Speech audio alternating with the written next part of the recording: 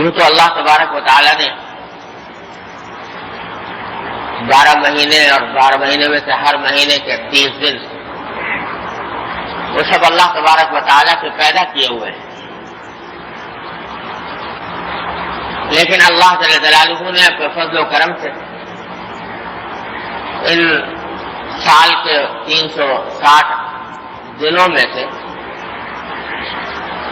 بعض ایام کو کچھ خصوصی فضیلت عطا فرمائی اور اس کے کچھ مخصوص احکام رکھے۔ یہ محرم کا مہینہ بھی ایک ایسا مہینہ ہے جس کو قرآن کریم میں حرمت والا مہینہ کہا گیا۔ اشہر حرم، حرمت والے مہینے۔ قرآن کریم نے بتلایا کہ 4 مہینے ہیں جن میں اللہ تعالیٰ نے حرمت رکھی ہے، ان میں سے ایک محرم کا مہینہ، اور خاص طور پر محرم کی جو 10ویں تاریخ ہے جس کو عام طور سے عاشورہ کہا جاتا ہے۔ عاشورہ کا معنی ہے 10واں دن محرم۔ یہ اللہ تبارک و تعالیٰ کی رحمت و برکت کا اور تقدس کا خصوصی طور پر حامل ہے۔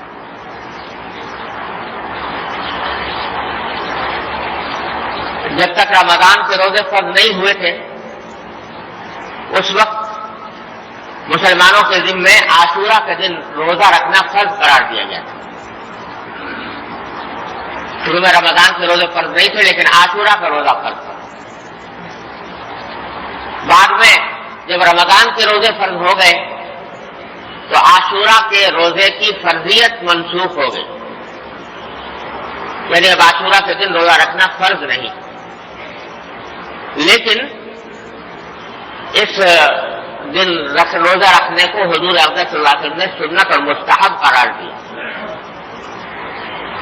اور ایک حدیث میں یہ ارشاد فرمایا کہ مجھے اللہ جل جلالہ کی رحمت سے یہ امید ہے کہ اگر کوئی شخص عاشورہ کے دن روزہ رکھے تو اس کے سال بھر کے گناہوں کا کفارہ ہو جائے۔ اتنی فضیلت ہے عاشورہ کے روزے کی، آپ کو بیان کروں۔ بعض لوگ یہ سمجھتے ہیں کہ عاشورہ کے دن کی فضیلت کی وجہ یہ ہے کہ اس میں نبی کریم سرور دو عالم صلی اللہ علیہ وسلم کے مقدس نواسے حضرت حسین رضی اللہ تعالیٰ عنہ کی شہادت کا واقعہ پیش آیا، اور اس وجہ سے وہ سمجھتے ہیں کہ عاشورہ اس وجہ سے مقدس ہے، اس وجہ سے اس کی حرمت ہے۔ یہ بات صحیح نہیں۔ عاشورہ کا دن خود رسول کریم سرور دو عالم صلی اللہ علیہ وسلم کے عہد مبارک میں مقدس دن سمجھا جاتا تھا۔ آپ نے اس کے کچھ خاص احکام عطا فرمائے تھے، قرآن کریم نے اس کی حرمت کا اعلان فرمایا تھا، اور حضرت سیدنا حسین رضی اللہ تعالی عنہ کی شہادت کا واقعہ آپ کے وفات کے بھی تقریباً 60 سال کے بعد پیش آیا۔ تو واقعہ یوں نہیں ہے کہ عاشورہ کی حرمت اس واقعے کی وجہ سے ہے، بلکہ یہ حضرت سیدنا حسین رضی اللہ تعالی عنہ کی شہادت کا اس روز واقع ہونا یہ حضرت حسین کی مزید فضیلت کی دلیل ہے کہ اللہ تعالیٰ نے ان کو شہادت کا مرتبہ ایک ایسے دن میں عطا فرمایا جو پہلے ہی سے مقدس اور محترم چلا آ رہا۔ تو اس لیے یہ مقدس دن ہے جو انشاءاللہ تعالیٰ آنے والا ہے۔ تقدس کی وجہ اللہ تعالیٰ بہتر جانتے ہیں، کون سے دن کو اللہ نے کیوں فضیلت دی اور اس کا کیا مرتبہ رکھا، اللہ تعالیٰ بہتر جانتے ہیں۔ ہمیں اس تحقیق و تفتیش میں پڑھنے کی حاجت نہیں۔ بعض لوگوں میں یہ باتیں مشہور ہیں کہ عاشورہ کا دن حضرت آدم علیہ السلام کی دنیا میں اترے تو عاشورہ کا دن تھا، نوح علیہ السلام کی کشتی جب پار لگی تو عاشورہ کا دن تھا، ابراہیم علیہ السلام کو آگ میں ڈالا گیا اور پھر وہاں آگ کو گلزار بنایا گیا تو وہ عاشورہ کا دن تھا، اور قیامت قائم ہوگی تو عاشورہ کا دن ہوگا۔ یہ باتیں عام طور سے لوگوں کے درمیان مشہور ہیں، لیکن ان کی کوئی اصل بنیاد نہیں، کوئی صحیح روایت ایسی نہیں ہے جو یہ بیان کرتی ہو کہ یہ واقعات عاشورہ کے دن پیش آئے تھے۔ صرف ایک روایت ہے، وہ یہ کہ حضرت موسیٰ علیہ السلام کا جب فرعون سے مقابلہ ہوا تو موسیٰ علیہ السلام دریا کے کنارے پہنچ چکے تھے، سمندر کے کنارے، اور پیچھے فرعون کا لشکر آ رہا تھا۔ تو اللہ تبارک و تعالیٰ نے موسیٰ علیہ السلام سے کوئی حکم دیا کہ اپنی عصا کو پانی کے اوپر مارے، تو پانی پر مارنے سے وہ راستے بن گئے اور موسیٰ علیہ السلام کا لشکر پار اتر گیا، اور فرعون نے جب اپنے لشکر سمیت اس میں قدم بڑھائے تو پانی کے بیچ میں پہنچنے کے بعد وہ غرق ہو گیا۔ یہ واقعہ عاشورہ کے دن پیش آیا تھا، اس کے بارے میں ایک روایت موجود ہے جو نسبتاً بہتر روایت، لیکن اور سارے واقعات جو مشہور ہیں ان کی کوئی اصل اور بنیاد نہیں۔ اور جیسا میں نے عرض کیا کہ اس تحقیق میں پڑھنے کی حاجت نہیں کہ کس وجہ سے اللہ تبارک و تعالیٰ نے اس دن کو فضیلت بخشی۔ یہ اللہ جل جلالہ کے بنائے ہوئے ایام ہیں، وہ جس کو چاہتے ہیں، جس دن کو چاہتے ہیں اپنی رحمتوں اور برکتوں کے نزول کے لیے منتخب فرما لیتے ہیں، وہی اس کی حکمت اور مصلحت کو جاننے والے ہیں، ہمارے اور آپ کے ادراک سے ماورا بات ہے۔ اس واقعے اس بحث میں پڑھنے کی ضرورت ہے۔ ہاں البتہ یہ ضرور ہے کہ جب اللہ تبارک و تعالیٰ نے اس دن کو منتخب کر لیا اس کام کے لیے، تو اس کا تقدس یہ ہے کہ اس دن کو اس کام میں استعمال کیا جائے جو نبی کریم سرور عالم صلی اللہ علیہ وسلم کی سنت کے مطابق، اور سنت میں جو واحد حکم دیا گیا ہے عاشورہ کے دن وہ ہے روزہ رکھنا، 1 سال کے گناہوں کا کفارہ۔ یہ روایت میں آتا ہے کہ رسول اللہ صلی اللہ علیہ وسلم نے فرمایا، تو یہ ہے اصل حکم، اس کی کوشش کرنی چاہیے کہ اللہ تعالیٰ اس کی توفیق عطا فرمائے۔ اس میں ایک مسئلہ اور بھی ہے، وہ یہ ہے کہ حضور اقدس صلی اللہ علیہ وسلم سارے اپنے حیات طیبہ میں جب بھی عاشورہ کا دن آتا آپ روزہ رکھتے، لیکن وفات سے پہلے جو عاشورہ کا دن آیا تو آپ نے روزہ رکھا، اور ساتھ میں ایک بات اور ارشاد فرمائی۔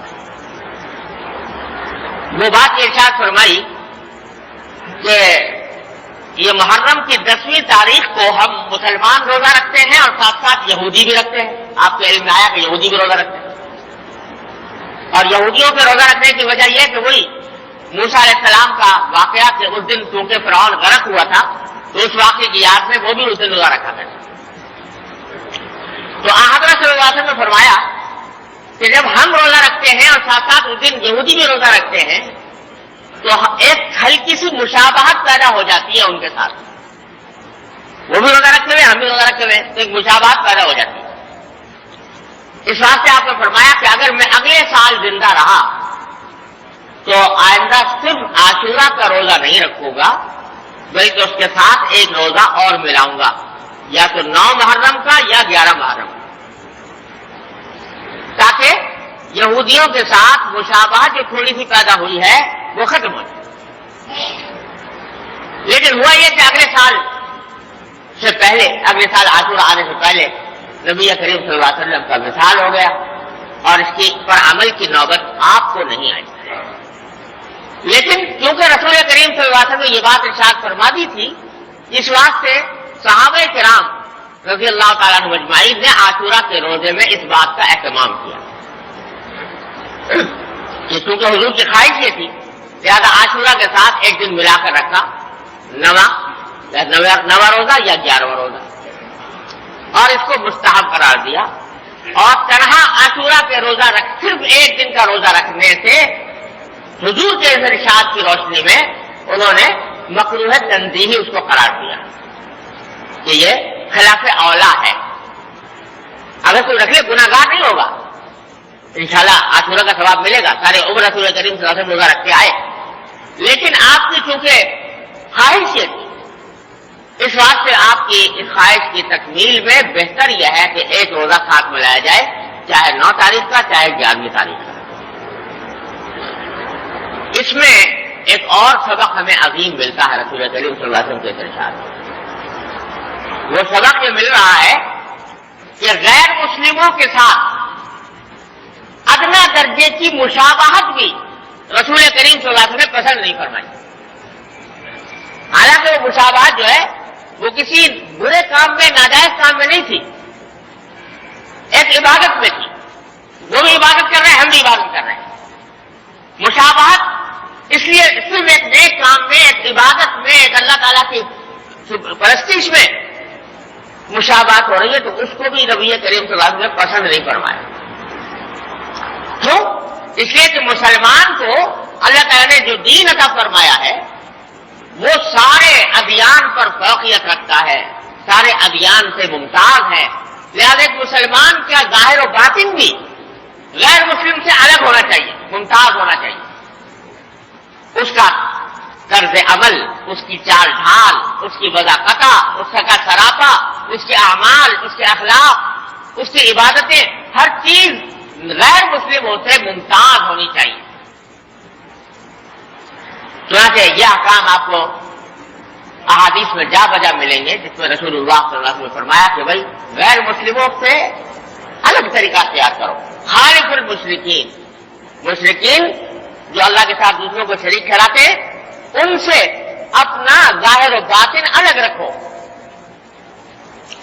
تو جب عبادت کے اندر، بندگی کے کام میں، نیکی کے کام میں بھی نبی کریم صلی اللہ علیہ وسلم نے مشابہت پسند نہیں فرمائی، تو اور کاموں کے اندر مسلمان اگر ان کی مشابہت اختیار کریں تو کتنی بڑی بات ہوگی۔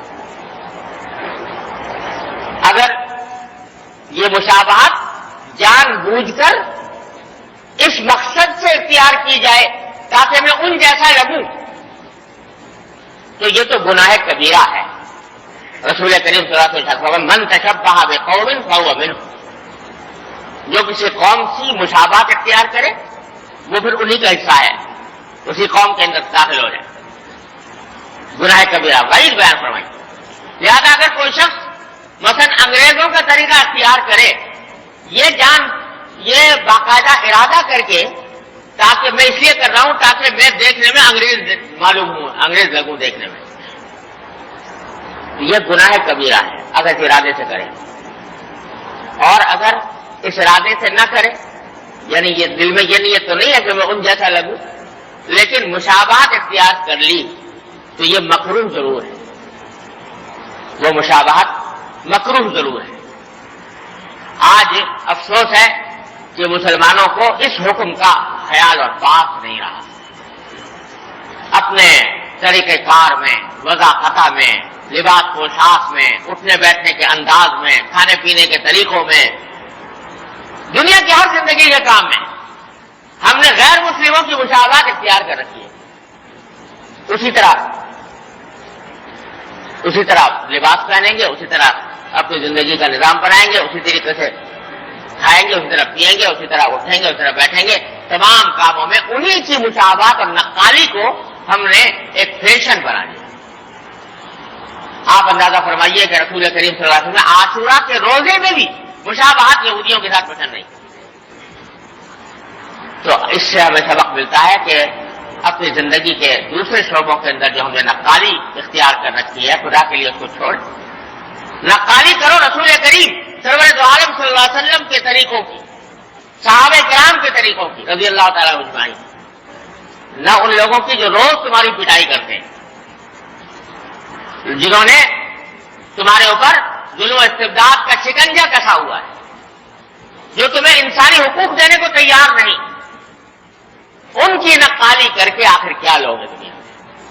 دنیا میں بھی ذلت اور آخرت میں بھی رسوائی۔ اللہ تعالیٰ ہر مسلمان کو اسے محفوظ رکھے۔ یہ بات ضمن آ گئی کہ رسول کریم صلی اللہ علیہ وسلم نے مشابہت سے منع فرمایا تھا عاشورہ کے روزے سے۔ بہرحال اس مشابہت سے بچتے ہوئے عاشورہ کا روزہ رکھنا بڑی فضیلت کا کام ہے. 1 سال کے گناہوں کا کفارہ حدیث قرار دیا گیا. یہ حکم تو ہے برحق عاشورہ کے بارے میں. اور جتنی باتیں لوگوں نے بنا رکھی ہیں عاشورہ محرم کے عاشورہ کے سلسلے میں, اس کی قرآن سنت میں کوئی بنیاد نہیں. بعض لوگوں نے عاشورہ کے دن کچھ جو فلاں قسم کا کھانا پکنا ضروری ہے, کھچڑا اگر نہ پکا تو عاشورہ ہی نہ ہوا, تو اس میں کھچڑا پکانا ضروری ہے عاشورہ کے دن, اس کے بغیر عاشورہ کی فضیلت حاصل نہیں ہوتی لوگوں کے خیال میں. تو اس قسم کی کوئی بات رسول کریم سرور دو عالم صلی اللہ علیہ وسلم نے ارشاد نہیں فرمائی, صحابہ کرام نے اس پر عمل نہیں کیا, تابعین نے, بزرگان دین نے, صدیوں تک کہیں اس کا کہیں وجود نہیں ملتا. اپنی طرف سے لوگوں نے ایجاد کر. ہاں ایک ضعیف حدیث ہے, وہ حدیث بھی ضعیف ہے, کمزور ہے, کوئی ایسی مضبوط روایت نہیں ہے. اس میں رسول کریم صلی اللہ علیہ وسلم کا یہ ارشاد منقول ہے کہ آپ نے فرمایا کہ جو شخص عاشورہ کے دن اپنے گھر والوں پر وسعت اختیار کرے کھانے میں, یعنی کھانا عام دنوں سے بہتر اور اچھا بنائے, تو اللہ تعالیٰ اس کے رزق میں کشادگی عطا فرمائے. یعنی اس دن خاص طور پر وہ لوگ جو انسان کے عیال میں ہیں, اس کے بیوی بچے, گھر کے ملازم وغیرہ وغیرہ, ان کو ذرا اچھا کھانا کھلائے, وسعت کے ساتھ کھلائے, عام دنوں سے زیادہ دیں, تو اللہ تعالیٰ اس کے رزق میں برکت عطا فرمائے. یہ ایک حدیث ہے, سند کے اعتبار سے میں نے کہا کہ مضبوط نہیں ہے, لیکن بہرحال اگر کوئی شخص اس کے اوپر عمل کرے, حدیث کمزور صحیح, سند کے اعتبار سے کمزور صحیح, لیکن بہرحال ایسی چیز ہے کہ اس کے اوپر عمل کرنے میں کوئی نہ تو مذائقہ نہیں ہے, بلکہ امید ہے اللہ تعالیٰ کی رحمت سے کہ جو فضیلت بیان کی گئی ہے وہ حاصل ہوگی. لہذا اس دن تھوڑا سا کھانے میں وسعت کر لینا اپنے گھر والوں کے لیے, یہ بھی اس روایت کا حاصل ہے. تو کوئی کر لے تو انشاءاللہ اس میں بھی کوئی مذائقہ نہیں. اس سے آگے جتنی چیزیں بنائی ہوئی ہیں لوگوں نے, ان کی کوئی اثر اور بنیاد نہیں. اور قرآن کریم نے جہاں حرمت والے مہینوں کا ذکر فرمایا ہے, انہیں میں سے ایک محرم کا مہینہ بھی ہے, تو ایک عجیب جملہ ارشاد فرما دیا قرآن کریم میں, فَلَا تَظْلِمُوا فِيهِنَّ أَنفُسَكُمْ. یہ حرمت والے مہینے ہیں, ان مہینوں کے اندر تم اپنی جانوں پر ظلم نہ کرو. جانوں پر ظلم کرنے سے مراد یہ ہے کہ گناہوں سے بچو, معصیتوں سے بچو, بدعات سے اور منکرات سے بچو. یہ اپنی جانوں پر ظلم ہے.